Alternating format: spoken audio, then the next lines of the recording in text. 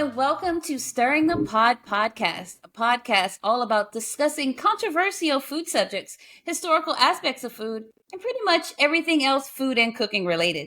To get things started, let me introduce my co-hosts. First up, we have Mr. Barbecue Brand, our resident pitmaster and a past guest on Food Network's Barbecue USA.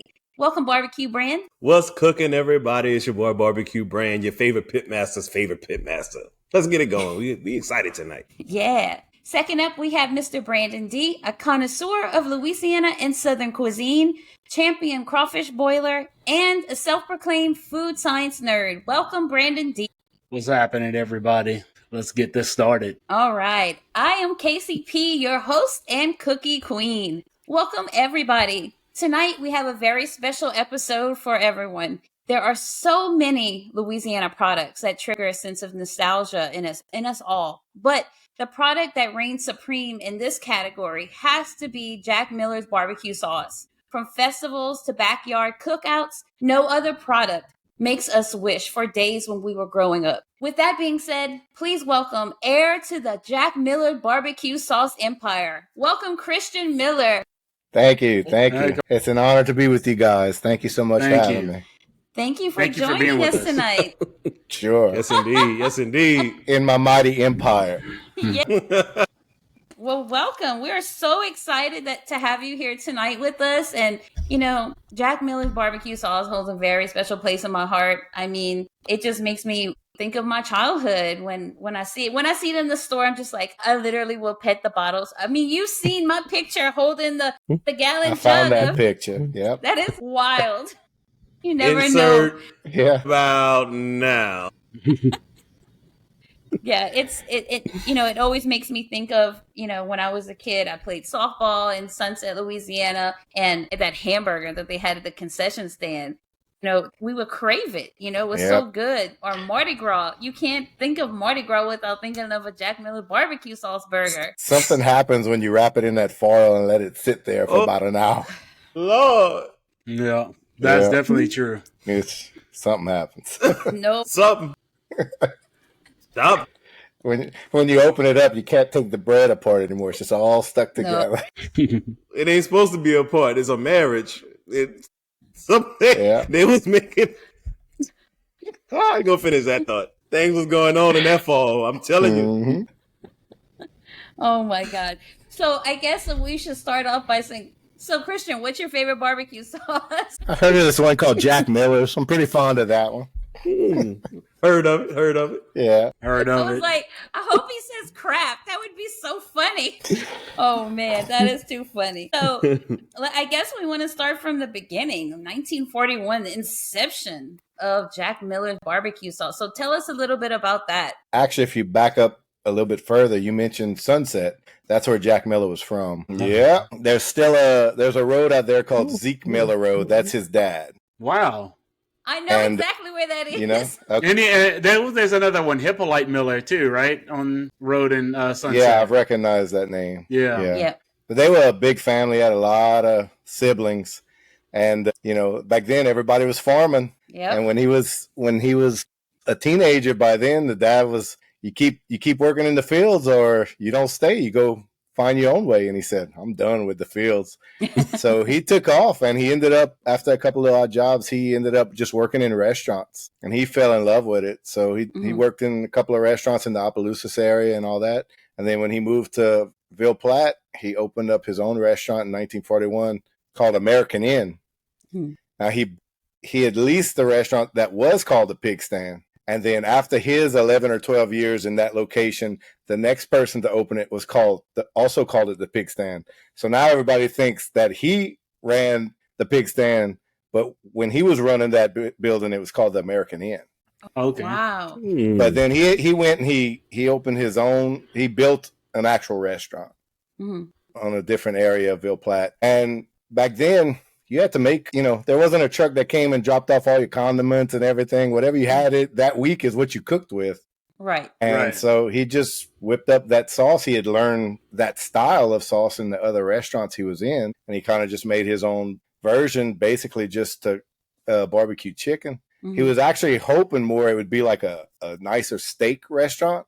But the war think it was World War II back then. They had to ration all the meat, so he couldn't get his steak and his beef, but he could get plenty of local chickens from all the farmers around here. So he just barbecued more than what he really was interested in cooking. Yeah. And so he used that sauce, and people started loving it. So he'd cook a little extra on the stove and bottle it and sell it over the counter. Nice. So that was the start of it. Necessity is the mother of invention, you know. Exactly. It is. And you just never know what direction life is going to take you. You think you're going in a certain direction, and it just says, go this way. Yeah. Man, that is really cool. Man, I feel special now. Jack Miller from Sunset. That's pretty cool. Yeah. That is really, really cool. Man, so how long was the restaurant open for? In that first location that later became the pig stand, it was from 41 till about, I want to say 51 or 52. Then he built his own location, which would be right across the street from Burger King now, but now that's where they built the split in the highway to have one way, so it's not there anymore. And that he kept till, I want to say roughly about 64 or 65. So, but he decided to actually start selling in the stores in 1955.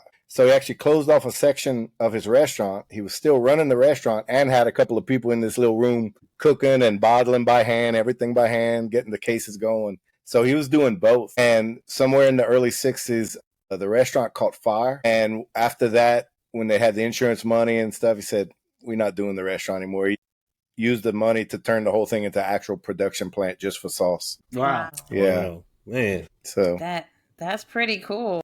Ooh, that's pretty neat. Yep. Again, he just kind of went with the flow, whatever presented itself. This was never a plan of his at all. Yeah, I mean, running a restaurant's a real grind. You know, that can wear a lot on people, and doing it for 24 years is a long time. Yeah, that's a very good run.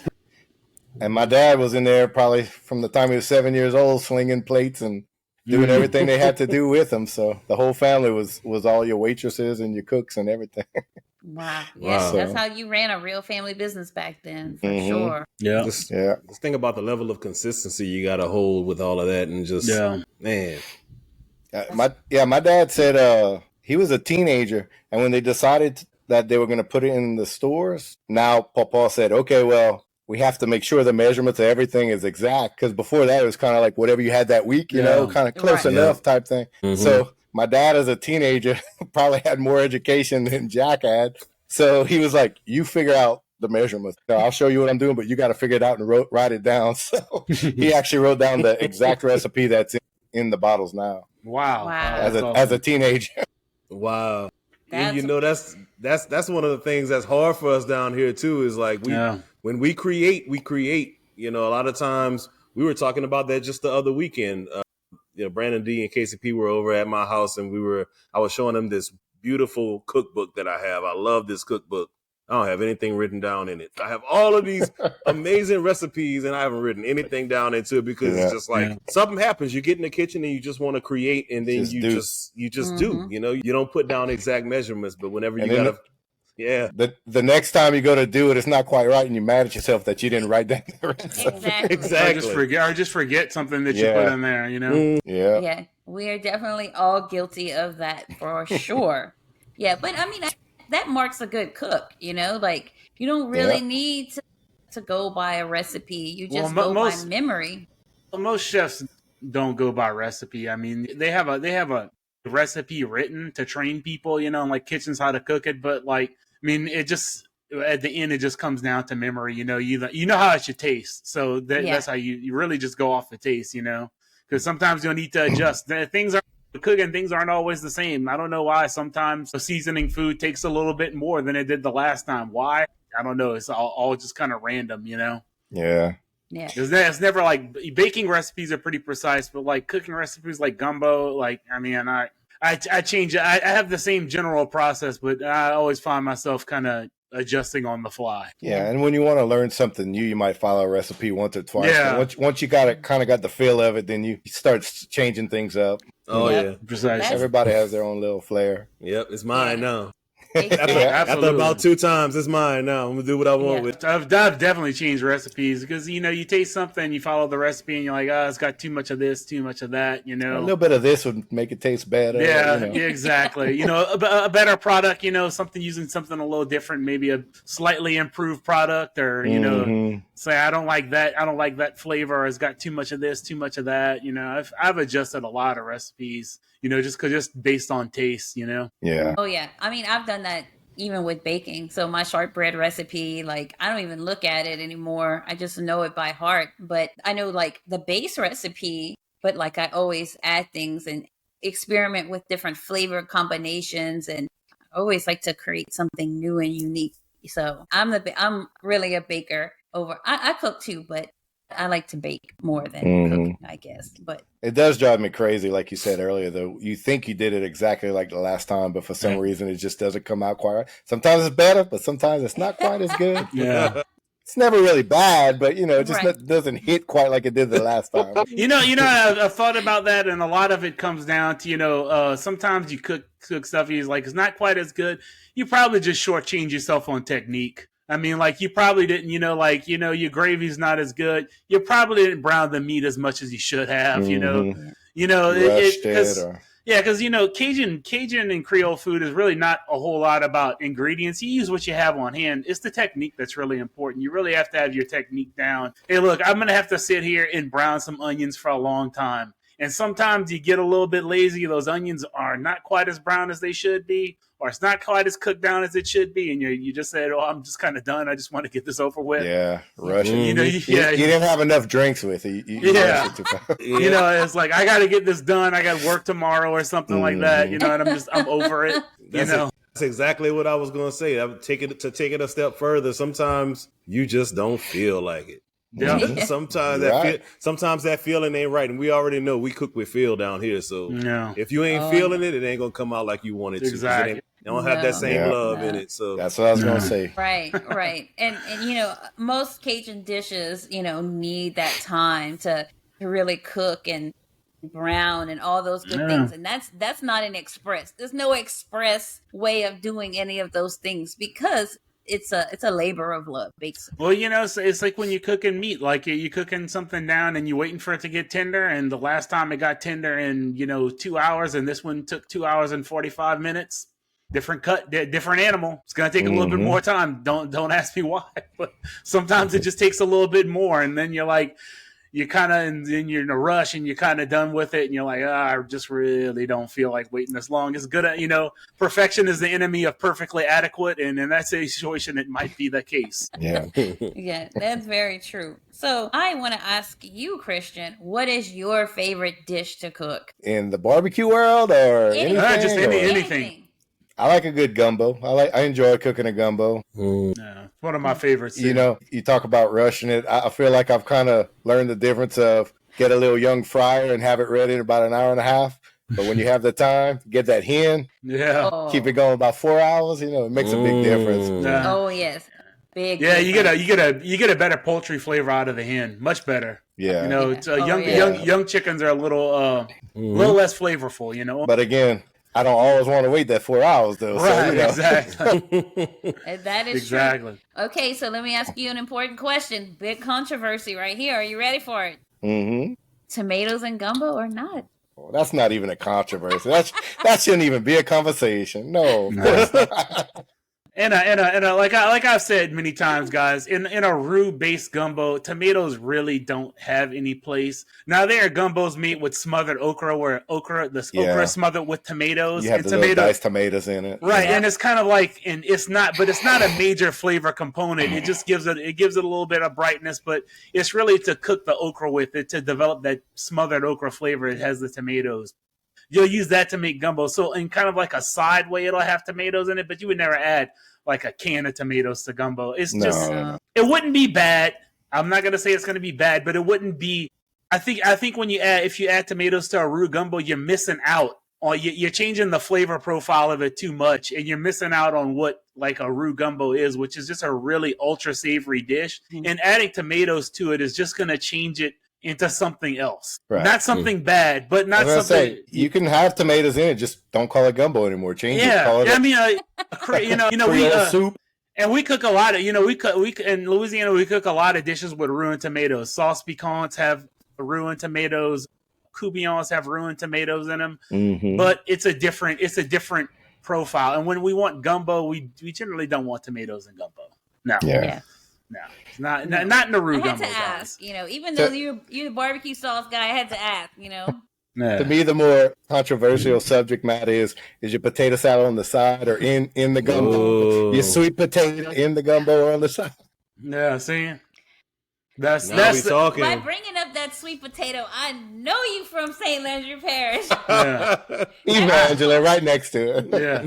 I can tell you one thing. The reason why people probably put their potato salad in the bowl is because their mom didn't want them to waste an extra dish for potato salad. No, you can just put that on the side of your bowl. And That's probably where it's. Honestly, I enjoy anything that actually sucks up the juice like that. Yeah. So that's why I like. Now, what I don't do is I don't mind people, but what I don't do is I don't take the potato salad and mix it up in my gumbo. No. You have it on the side, but like with each bite, I kind of exactly a little juice. Yeah, exactly. That's fine. Yeah, but when people mix it into their gumbo, I'm like, that's just weird. Mixing it in is weird. I don't care. You can call it. I don't mix it in. So I've heard of people, instead of rice, putting a big dollop of the potato salad in their bowl and then putting the gumbo over it. All over it. Mm-hmm. Yeah. No. I don't know. Mm-mm.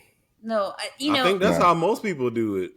Really? From what I've seen, yeah. I've just seen them put it in on top, on the side. Yeah, it's kind of just sitting on the side somewhere. Right. Not actually it all around. Look, I don't know. I don't eat potato salad, so just give me my gumbo with my rice. I'm good. I got you. Yeah. Barbecue brand does not like mayo, so we always give him a hard time about it. But he does like aioli. So if you say you made your potato salad with aioli, then his bougie butt would be like, "Oh yeah, I'll try." I guess that's okay. Now hold up a second. Wait a damn minute. I'm not even gonna go there. We're gonna come back to that. Y'all stay tuned though. Okay, so back on track. Let me ask you a question, Christian. What are some other products? We all know Jack Miller barbecue sauce. What are some other products that you guys offer? We have a all-purpose seasoning. It was called barbecue seasoning, but people kept saying, "Well, I'm using that on everything," so we changed it to all-purpose.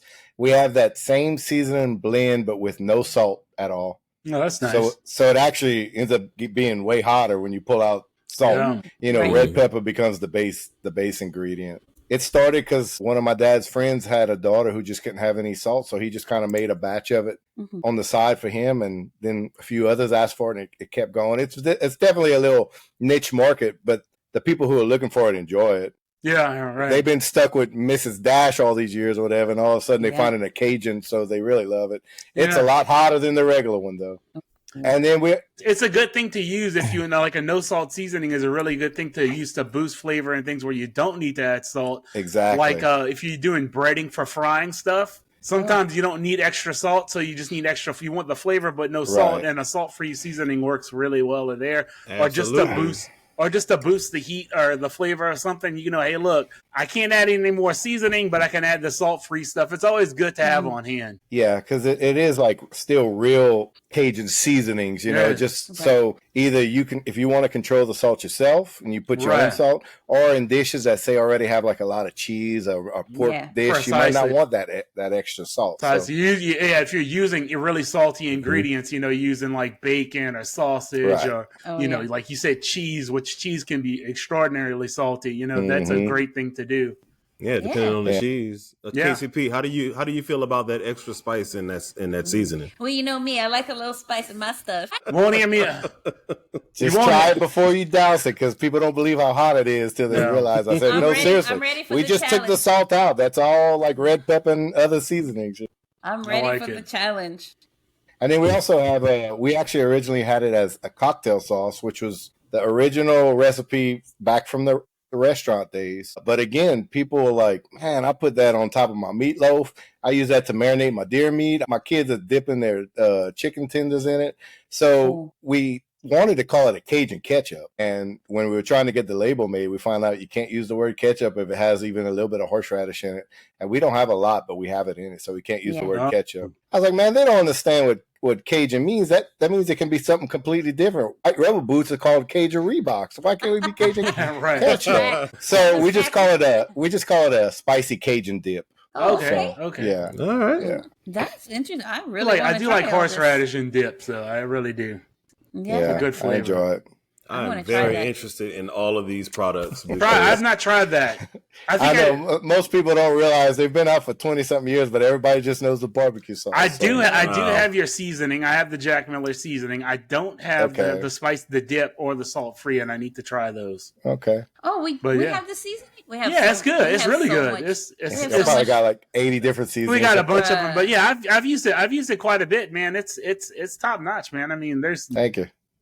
I'd say it's up there. It's not, it's just good seasoning. It's you're gonna be hard pressed to find something that's a whole lot better than that. It's really, really good. I mean, it's gonna be all preference based. You're gonna if you enjoy seasoning, I think it has a good kick to it. I think that kind of separates it out a little bit. It might be a little bit on the spicier side, but I like it a lot. The big difference some people might not realize is especially a lot around here, they'll have black pepper in the season. We don't have black pepper. Yeah. We have red pepper and we actually have white pepper in it, but we don't have the black pepper. And the other comment I've heard a lot is people love it because they say, I can keep adding it to the food and it gets more flavorful and a little hotter, but it doesn't get saltier.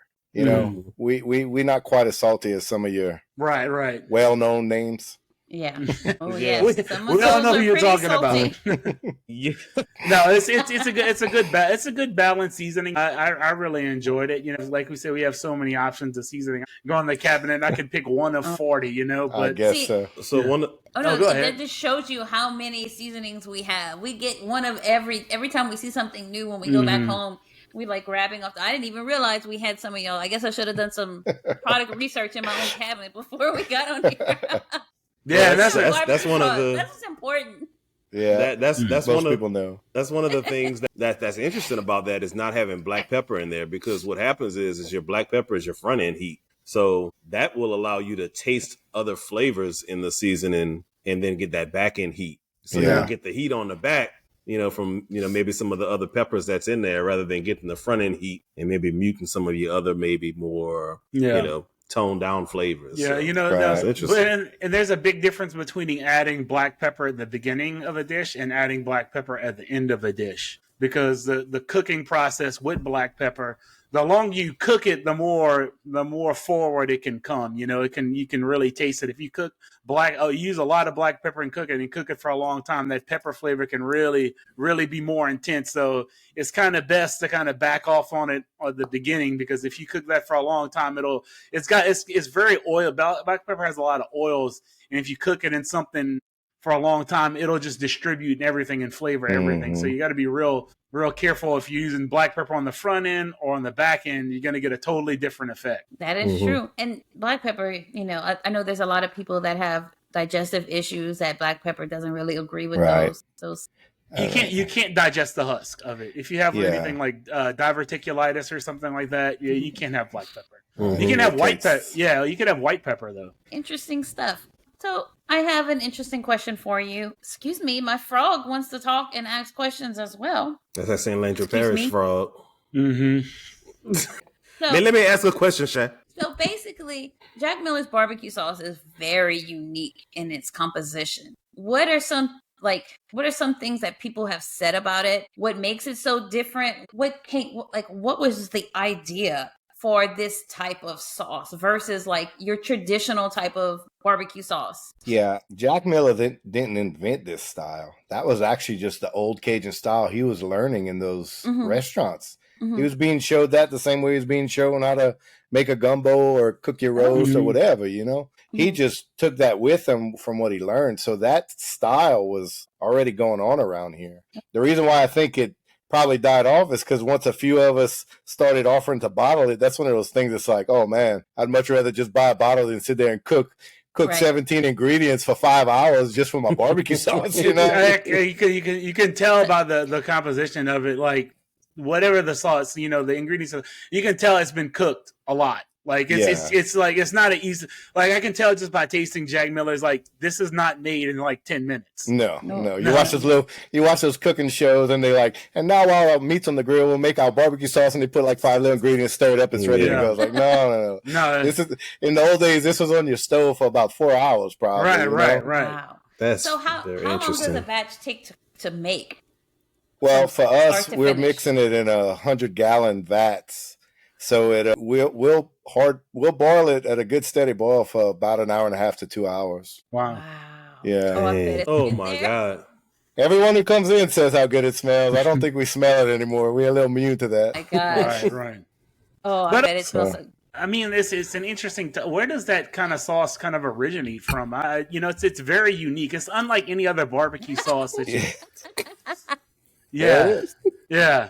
It's not like any other I mean, there's all kinds of barbecue sauce is like super ultimate controversy is just barbecue sauce. I mean, there's all kinds. I mean, there's anything from like North Carolina sauce, which is what like that liquid vinegar and like sugar and a little bit of hot sauce and stuff like that. And there's Alabama white sauce. There's Texas-based sauces, and then there's different types of Texas-based sauces. There's the KC stuff, which is super sweet and molasses based, and there's just but like what is the origin? I just kind of it's from around this area. They called it just the old Cajun style sauce. That's what people would cook, and I'm sure they'd cook a ton of it and jar it back then, but that's just what people were doing around here. So they were learning that in the restaurants. I don't think it was considered unique back then when people weren't having things imported from Texas and all these other places. That's just what everybody was using. But I think at some point when a few people did it well enough to put it on the jars, everybody's like, I'm not making that anymore. That's my assumption. I don't know. Look, you could probably make something close to being as good, but you probably can't make anything better than that. I mean, it's like, can I make something better than that? I could try and experiment, and maybe after 10, 20 times I can get something that's approximating it. Like it's probably like 95% there, but that last 5% makes a big difference. That could be the last inch is a mile, Yeah. And even once you did it, you can be proud of yourself for doing it, but you literally just spent about 20 hours making it. Right, exactly. We just figured we'll do it for you. We said it in the beginning of this episode. It's just one of those things that just brings you to a certain place in your life, and you just gotta have it. So we hadn't talked about the article yet. We'll touch on that in a little bit on how we all got kind of connected here. But this, y'all can see. Look, this isn't something. This is not. I don't just talk about it. I be about it. This came out of my refrigerator. Yeah, I was gonna say, it looked like you dipped into that already. Huh? Yeah. Look, I didn't buy this today for this interview. I use this.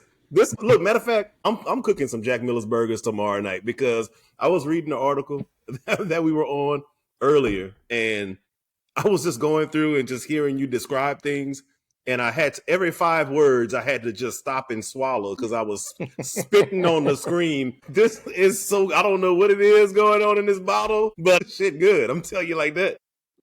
I could tell you one thing, man. Look, a lot of people have a lot of opinions on onions, and Jack Miller's does not shy from the onions, but guess what? It's used right. When you can use onions right and use it correctly, and it's cooked correctly and it's applied correctly, there's a depth of flavor that onion gives to that you just can't replicate with anything else. It's ultra savory. I mean, that's really what you're tasting like with Jack Miller's. Like, this is just a super savory sauce. And that's kind of the difference between that sauce and like other barbecue sauces, where it's not really on the savory side, it's on the sweet side. Right. It's sweet with a little bit of savory, and this Jack Miller's is super savory with a little bit of sweet. Yeah. That's the difference. I got a story. I got a real quick story so I don't forget. So I'm a competition barbecue guy. We were all at a competition. This was in Bunkie, Louisiana. So we had, I don't remember if this was the Friday night or the Saturday night, but we were hanging out that night. We were cooking burgers. All right. KCP, y'all had brought some burgers in from HEB. We had them on the grill. The pit was hot. So, I threw them on the grill. We were taking this Jack Miller sauce, and we were kind of using it like a mop sauce. So we were just putting it on those burgers and just kind of letting it cook for a little while. One of my friends, Brian, his name is Brian, he pulled up in a golf cart, And we were like, man, we cooking some burgers. You want a burger? And he was like, yeah, cool. So we made him a burger. He ate it. And he was like, man, this is good. Yada, yada, yada. So, the weekend goes on. The very next competition, I'm at a competition with Brian, and we're sitting down at awards waiting to see if our, number gets called. And Brian reaches over and he taps me on the shoulder. He said, hey, man, that burger that you cooked me in Bunkie, what was that? I said that was a frozen patty. I put some Jack Miller sauce on there. We cooked it down, and I gave that to you. He said, really? I said, yeah. He said, man, that was so good. So I was like, okay. So then my other friend, Jason, he's dying laughing. And I'm like, Jason, what are you laughing at? So Jason reaches over to me later on. He said, Brian has always told me forever that he hates Jack Miller's. He doesn't like Jack. I was like, that dude was... It smashed that burger. I looked at him I gave him the burger. I looked away. When I looked back at him, it was gone. He said, man, I got to figure out how to do that. I'm like, I didn't do nothing. It's the sauce. Yeah. He let his taste buds enjoy that burger instead of what he remembers as a kid. Absolutely. Absolutely. A lot of kids will be kind of funny about the onions. They don't like the texture or whatever. But I still have some grown-ups who are like, I just don't like the onions. That's why I don't like that style of sauce. I don't like the onions. Okay. Hey. The onions are, man, like I could tell you, like in the land of like flavor, man, onion is king. Mm-hmm. It is like, and there's just something when you cook onions it gets sweet. That's what actually gives a lot of sweetness. But it never turns sugary. Mm-mm. That's the crazy part. It's you could cook an onion till it's as sweet as it can be, and it'll never be a dessert. There's just no way that can ever be considered like sweet, like dessert sweet. Mm-hmm. Sweet, but it has its intensely savory edge to it, which makes it just a fantastic ingredient. And I love onions. I think onions, man, I can tell you, onions are one of my favorite things in the world. Period. I mean, I think it's the king of all vegetables. There's nothing that beats the onion. Yeah. Then we have the sauce for you. Then. Yes, exactly. Absolutely. But Jack Miller's is also how you work it. The Jack Miller's is better if you put some cook on it. Is it something you want to serve tableside? Maybe you might like it, but maybe you might like it cooked on your food a little bit more. Mopping it's on good both ways for sure. Yeah. Oh yeah. I like it both ways.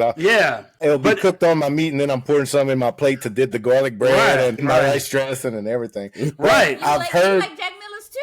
Yeah, I like it, but I do notice some people might get they'll get the heartburn from the cook side, so they just like putting it in the plate themselves. Mm-hmm. And other people, it's a little too oniony, too strong for them just to be right off the plate, but they like it if it's cooked into the meat. So right, and and that's the thing. Just because you like it one way doesn't mean that you have to like it another way. I mean, it's just find the application where you like it and use it like that. I like it cooked. I like to dip too, so I'll eat it both ways. So me too. Now, the one way I do, someone told us they discovered it was great for hangovers, and they'd actually drink it out the bottle the next day after a nice binge. I said, "You beat me on that one, buddy. I ain't trying that one." No. I don't know. Maybe I'm not. I guess I don't know. I'm not a Bloody Mary fan, but maybe a Jack Miller Bloody Mary might have to be a thing. A little bit of Jack Miller's in your bloody. I put a little bit behind my ears sometimes, for that aroma. Yeah, that's pretty cool though. Yeah. Oh yeah, we had we recently went on vacation, and we decided that one of the days on vacation we were with some friends, and we were like, one day is going to be a grill day. So we grilled a whole bunch of food that we had gotten from down here. We grilled everything that we had in the refrigerator. It probably was about 30 pounds of meat. We just grilled a whole bunch of stuff. That Jack Miller's was right there on the table. We were making po' boys and everything. Mm-hmm. Yeah. It's a staple. The Jack Miller's on a sausage po' boy is not to be underrated, man. That's probably the best thing you can put on a sausage po' boy. Those two flavors, man. Correct. Poof. So good. I know you were talking about the burgers. I'm not a hardcore barbecue pit master like you guys. I like the simple stuff. A Boston butt with some Jack Miller's on it. When you get that Boston butt real tender, you can cut it with a fork. Mm-hmm. But then I also enjoy, my family loves this, I'll make burgers, but I pour the sauce in the ground meat. Oh. Yeah. I mean, I'll put our seasoning and our sauce in the ground meat. I'll make some like half pound burgers, and I'll grill that And all I do is I get it brown on each side, and then I'll put it on the little top rack and close that lid, and you leave that as long as you want. It's juicy. You heard that? That sauce keeps it juicy in there. You're going in tomorrow. Mm-hmm. I have to try that. That makes so much sense because they have those onion burgers that you can do that they, with that, where's that famous? In like the Midwest, the onion burgers? Yeah. Oklahoma. Yeah. So that makes total sense to me. Oh, onion! No, you can't beat onion and beef. Oh, I mean, like onions and beef are just that's just a marriage made in heaven, man. And the sauce just keeps it juicy. Oh. The meat just keeps it so juicy. Yeah, I like that. I noticed one of the meat markets in Lafayette that you actually can buy Jack Miller burger patties. They did it for you. So I said, okay, so people are catching on there. I want to make like a Jack Miller meatloaf now. Oh, we do that too. Yeah. Put it in the meatloaf. Yeah. That is a really great idea. You put the seasoning and the barbecue sauce in the meatloaf, and then when you're almost done, you take out Cajun dip and put it on the top instead of like that tomato sauce. Bake it about 5 more minutes. Yeah, that's the thing about the sauce. I think I had. Maybe I need to experiment more with it, but I think it's my opinion. It's more versatile than barbecue sauce. It is. Absolutely. Because we need more people to realize that it's more cook in the kitchen with that. Right? Yes, it's more than just barbecue sauce because it's not like what people think of barbecue sauce, and we always go back. What do people think of barbecue sauce? KC Masterpiece, right? Mm-hmm. That's what they think. That is not a versatile ingredient at all. That has a set purpose, and this Jack Miller is barbecue sauce, true, but you could do more with it than barbecue. And that's a question I want to ask. What is one of your more, let's say, unconventional uses of Jack Miller sauce that you like? One lady actually sent us this recipe. She, I guess, kind of like how you do the bang bang shrimp or something, where you just kind of cook it in the skillet real quick with whatever sauce. She covered that in Jack Miller's, and I was kind of like, you sure about that? And we tried it, and man, it works. You just throw that sauce in the shrimp and just, kind of flip your shrimp around in there, getting them hot and ready to go. It's good. That sounds good. I mean, I would eat anything with Jack Miller sauce, probably. It's probably like they have that New Orleans dish, like barbecue shrimp that's made with like a bunch of like butter and onions and stuff like that. Yeah. And those those seasonings and stuff like that. So I can see that working. That's actually really smart. Yeah. Jack Miller shrimp. Jack Miller shrimp and grits. Oh. There you go. Jack Miller shrimp po' boy. Give us a challenge and we'll meet it. I'll try it out.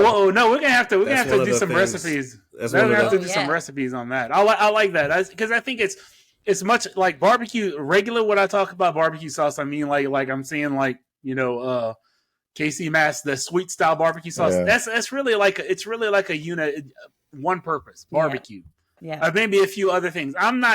Now I'll tell you right now. Y'all, KCP and Brandon, Barbecue Brandon, I am not a huge barbecue sauce person at all. Like something like that's absolutely drowned in like sweet hickory style barbecue sauce does not interest me at all. That is not my thing. I prefer light sauces with more flavors, some ones that are less sweet. So, like that's why I like the Jack Millers because it's very versatile and it's not like that sickeningly sweet, sticky sauce. I mean, like, right. I've heard quite a few times throughout my life that some people take the brown sugar style, the Sweet Baby Ray's, the Cattleman's or whatever, and they'll mix it with ours if they do want somewhat of a smooth style, but they still want all the flavor in ours. And they'll usually do it more for like a ribs or a pork. I guess that's when they want that sweeter taste. If anything, I like barbecue sauce on. I like barbecue sauce on pork ribs. That's my favorite thing. That's where the one sweet thing comes out the best. So let's talk about the article, Barbecue Brand. Let's talk about the article in the Advocate. Yeah. So this was very interesting, and this is kind of how this, I'm going to call this a relationship here. It kind of came to be, us meeting each other was because, I had someone reach out to me one day. I was working and I got a phone call and I was about to jump on a meeting for work. And I was like, I don't know who this is. I'm gonna let it go to voicemail. And I get a text message right after. And it was this lady. And she said, I need a barbecue expert in the state of Louisiana. I want them to talk about the differences between Louisiana barbecue and other states. And I was like, okay, this is a person that I need to talk to because when I was on Food Network, I was asked that very question. And I felt like at the time, this was, 3 years ago, I felt like at the time I was grasping for straws, trying to figure out what really does separate us, what sets us aside from other states. So I'm like, I got it now. I know what to say. I understand barbecue on a deeper level and who we are as barbecue pitmasters in this state. So I'm like, I have to talk to this lady. We end up having like a little 20-minute interview, and she was like, oh, thank you so much. The article will drop, in a few days. Okay, cool. So I'm looking for the article. And at the same time, I see the Jack Miller's article. I was like, let me save this. I gotta check this out. So just looking for me, and I hadn't seen it. And I'm like, I don't know. Well, maybe they scrapped it. I don't know what happened, right? So I was like, let me go check out Jack Miller. So I'm going through here and I'm reading all of the article, and it's going through the history and kind of, the accidental barbecue sauce and then everything that we've been talking about. And I'm like, this is so cool. This is a lot of stuff that I didn't understand or I didn't know about Jack Miller's, right? Mm-hmm. And then I'm scrolling through, and then all of a sudden I see my picture and I see some quotes from me, and I'm like, oh, they put me in here with Jack Miller's. I was like, well, here's what my stuff is. I sent it off and I sent it to Casey, and she immediately sent me back. She was like, you're in the article with Jack Miller. I was like, yes, I am. This is crazy. I was like, I have to meet them. And of course, I lost my mind because, like, Jack Miller's barbecue sauce. It never I'm sure you can tell hit I'm a my little brain. dramatic. But a good dramatic. Yeah. Yeah. So that was cool. That was incredible. I really enjoyed just learning the backstory. It's so that's we do this all the time on the podcast. We don't want to just get on here and talk about what we know and how we know how to cook this, and you don't know how to cook that, and none of that. We want to talk about our culture down here. Where did it originate? What are the backstories of the things that we love, that we know and love? And this was perfect. It fit into our podcast, absolutely perfect. So we are just elated that you wanted to come on and talk, yes. Talk with us. You usually find like the best stuff never had like some grandiose plan. It was never like something concocted in somebody's mind. It's just somebody that's just doing what was necessary and just really dedicated to making something that's good. Yeah. If you care, like, I want to make this product, I'm going to make the best product I can. And, it's like a necessity. People will be the path to your door. It's like, the sauce is good, so we're going to buy it. And it's like, the demand was created itself. Making a good product created the demand. You didn't try to drop a product on and say, hey, look, I got this product I'm dropping. He's like, hey, look, I make this product and people like it. And that's what, that's what made it great. When you put love into it. Yeah. You just got to care. Like, that's the thing I say about places. If you're making bad food, if people, are saying, you just make better food, it's not the best you can do. If you're not doing your absolute best, then what are you doing? Yeah. Shouldn't be serving it in public, right? Right. I mean, keep that at home. How much is and since your dad wrote down the recipe, how much has it changed? The one thing they did change, I know in the 70s, when they discovered that dehydrated onions had become decent, he switched to that because he was the one that had to sit there and cut them all night as a teenager. They'd go to work. They'd come home, they'd eat supper, and then they had to walk back and the rest of the night sit there and cut sacks and sacks of onions. So when they found that they could pull off the same thing with dehydrated, they just had to adjust the water levels to rehydrate them all. That switched in the 70s. So that's been as long as any of us have been eeating. It's been Right. But the thing about it is they tried it out. It met the quality standards that they were expecting. So if it's they wouldn't have just done it without knowing that it still kept its integrity and whatnot. Yeah, exactly. It's like a lot of people just change. You like don't. That's the thing about it. Like, you should never, if you make a high quality product, you should never do anything that affects your quality. Quality does not cost. I've learned this I've been an engineer for over 18 years. Quality doesn't cost at all. It doesn't cost you anything, because when you make something that's quality, people are going to be happy with the product and then they'll come back. If your quality starts slipping, you're just going to make people mad and they'll stop buying it. And at this point, this ain't our sauce anymore. This is our customer sauce. Right. So, I mean, we've had calls before and like, hey man, something ain't quite right and stuff. And it's like, we do the same thing every time. But then we just found out that one of the products we had, they'd given it to us from a different country than it normally comes from, all these weird that we just we didn't catch it. And we realized, and we looked like, had to call out distributors and be like, we can't have that kind anymore. Not because we say so, because our customers are saying Right, so. Exactly. You know, especially the ones who they use it in their restaurants and whatnot. Oh, Now that's affecting their food. So right. That they serving. So wow. we got a good crew looking out for us. They'll that's their sauce now, not ours.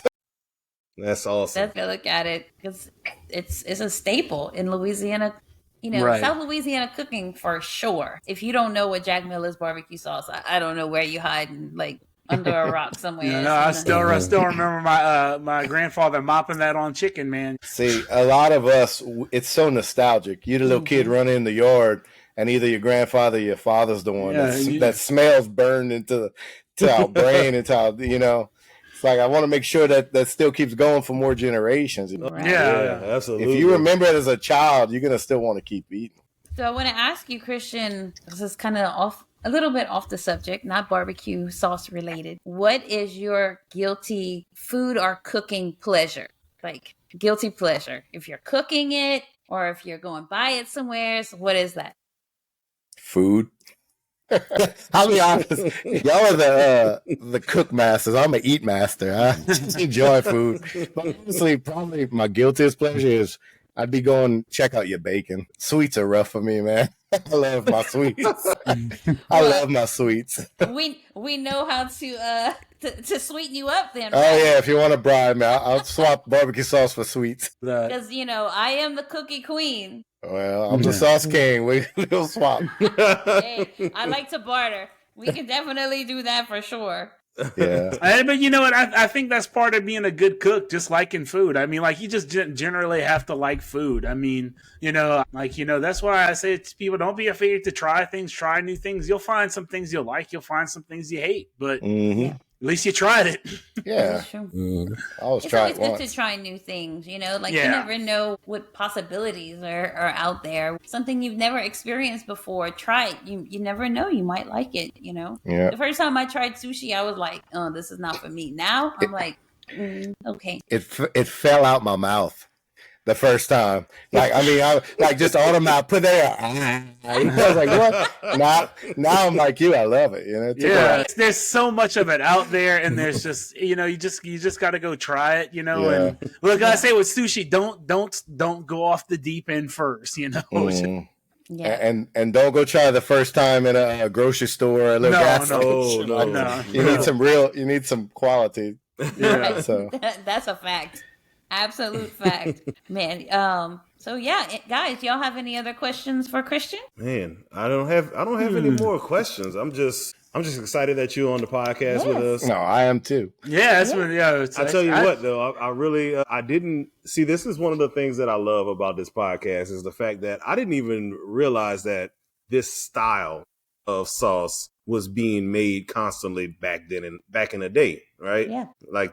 That's news to me. I didn't know that. I didn't know. Yeah, I mean it's nothing he invented. He didn't, that's just something he learned on the way. So that's incredible. Just what it was. He just made it his own. Yeah. And I'm grateful for it. Absolutely. So grateful. It was making me laugh. The same conversations we have here, I'm sure it's like this at y'all families too. When we sit around the table, that's all we do. We're all sitting there criticizing the food.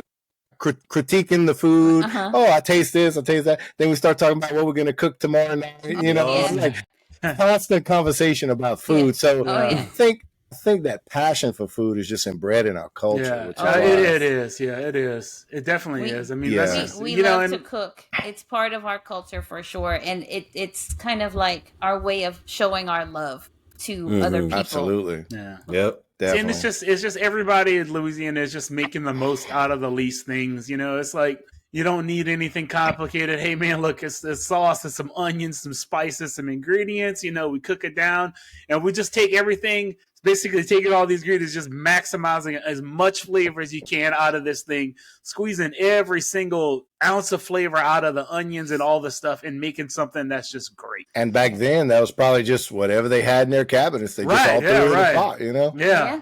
So you got to think about how technology in food, how rapidly technology changed food from you look at say the early 1900s to 1940. That's a huge difference. Oh, of food. You got refrigeration, you've got the expansion of canned products. You've got the expansion of food networks, that changed a lot of scapes, where food's processed and where the meat's gone. The refrigerated train car changed how meat was shipped all over the United States. My grandparents had a freezer. Their grandparents did not have a freezer at all. Right. Their parents didn't have freezers, They used to can everything. Yeah, your meat was the boucherie you had with your neighbors. Exactly. And you sticking that in a jar of fat to keep it cool, Exactly. So you eating it quick. Yeah, it's exactly. And food has changed very, very rapidly. Yeah. And now we have the supply chains, we're able to get food from all across the whole world. All over the world. You're just limited by your imagination and your Amazon budget. You're right. Pretty much. That's a fact. I will say this though. It amazes me how many people who've moved away from Louisiana will call and order our sauce. And man, they paying more in the shipping than they paying for the sauce. I'm talking like $60 just to ship it to you on top of the price. And I'm thinking, man, there's nothing from any other area that I'm willing to pay that much to have shipped to me. But there's a lot of people who leave the Cajun area who they determined to get their food, their sausage, their boudin, their sauce, everything. Y'all don't package your sauce in any plastic, do y'all? It's all glass? It's all glass. Oh, good. That's smart. With the heat as hot as we pack it, we've tried it in plastics, and it actually, even though it's called heat, high temp, it gets soft. The plastic gets soft, and then the seal on the cap kind of loses it. So I think the glass is the way to go. I think it adds a little extra classiness to it. It definitely does add that. When you see a glass bottle, it's not the favorite of the grocery stores. They prefer plastic just to not worry about breaking it. But we're not changing anytime soon. The consumers like that glass bottle though. I like being able to grab that bottle and. There's something about the weight of a glass bottle that's very satisfying. You're right. Yeah. So, do you have any questions for us, Christian? How'd them boudin stuffed lollipops come out? Hey. Awesome. They were looking good when I saw you on the grill. We might have to make something based in Jack Miller's next time. Yeah, put that on the top and let it run down. No, they came out. They came out really good. Need some Barry White, No, they came out really good. That's good. Ain't good enough for Jack Miller, babe. No, but I think deep love. I think I need to experiment with it more and try to make some other. The shrimp thing really has me interested. I'm like, man, that's a pretty good idea. I said I can see it working. That one should still be on our website. You can go check it out and see what she wrote, and then make up your own version of it. Okay, yeah. I love cooking seafoods. Cooking shrimp is one of my favorite things. I mean, it's rare to get something that cooks that quick, that tastes that good. So. Right. So, but I will say this about our the Cajun dip, which was originally our cocktail sauce. Try that with boiled shrimp, man. Okay. Yeah. It's great. Nice. You don't have to tell me twice. That's for sure. So I was on the website today, and I came across the section with the recipes for sure. Mm-hmm. And I don't remember seeing the shrimp, but I do remember seeing your recipe for the beans. The baked beans? Yes. Yeah. That I had thought about that. Very unique recipe. How did you come up with that, with the biscuits? Well, that's something way back in high school when I had to do something for 4-H. Me and my dad whipped that up, and so he called it mine. I barely even remember that. Yeah, but there's actually some biscuits in it. I was thinking more, how some people they call it biker beans or whatever. You put the ground meat and your baked beans and onions and some mustard. Pour the Jack Millers in that. It works in that too. Ooh, that sounds good. Just add some more flavors. I had to ask because I was like, yeah. That is a very unique recipe. That one is strange. It wouldn't be one I would highly recommend, but try it and tweak it. You might like it. Hey, I don't know. Barbecue. It might make some good beans. Just throw it in some. Oh yeah. Try to make some Jack Miller's baked beans. Hey. Yeah. I don't see how that could be bad. Yeah, it works with just the baked beans or some baked beans and ground meat. I think that works pretty good. I want to try that meatloaf though for sure. Yes. Absolutely. The meatloaf is that's got to happen. That's probably gonna be the next thing I do. Oh, yeah. So, for people that are watching this that maybe aren't from Louisiana and they don't know about Jack Miller's, we definitely educated them tonight about that. But where can they find Jack Miller's barbecue sauce if they're not from Louisiana? Yeah, and other products. Yes. The main hub of probably 90% of our business really is the Acadiana area. Mm-hmm. Not even everyone thinks all of Louisiana. It's like, you go up to Shreveport, it'll be hard to find. It'll be in a couple of stores, but it won't be in every store. You know? Yeah. Mm-hmm. Kind of bleed into Beaumont, Houston, and then a little bit down Mississippi, Alabama, especially with Rouse's moving into Alabama. They do great for us. Mm-hmm. But other than that, it would have to be online. On the website. You know, you can get it from our website, jackmillers.com. But for us, we do either a half case or a whole case. So if some people aren't interested in that, there's a couple of stores I know, like Teats Food Stores here in Ville Platte.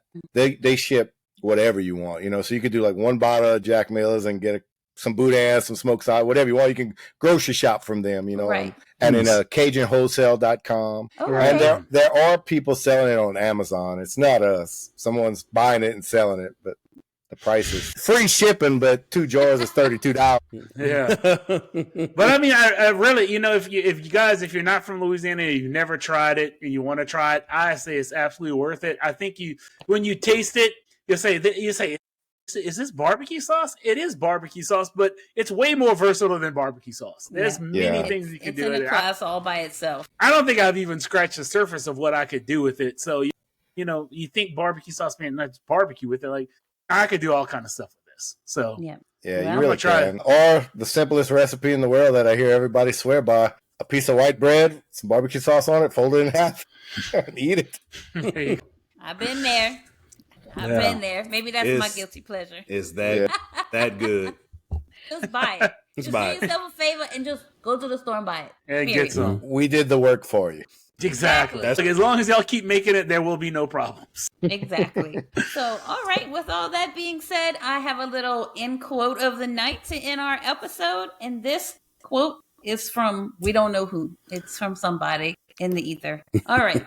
Cooking is one of the greatest gifts you can pass on to the next generation. So we want to thank you for joining us tonight, Christian. We really appreciated you taking the time to talk with us. And as always, thank you all for joining us tonight. And until next time, y'all keep stirring that pot. Peace. Bye. # go grab that bottle. Get you some. Good night, y'all. Good night.